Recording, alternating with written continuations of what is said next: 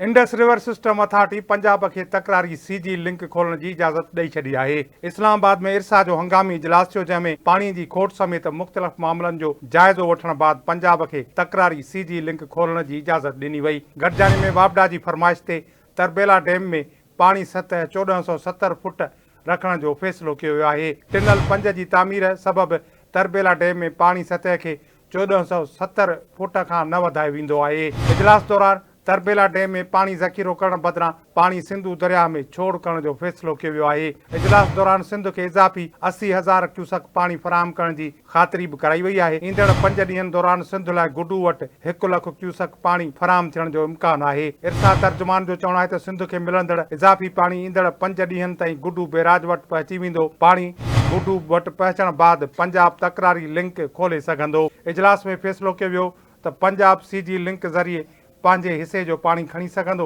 CG link में 21,700 cusec पानी खणण जी गुंजाइश मौजूदु आहे।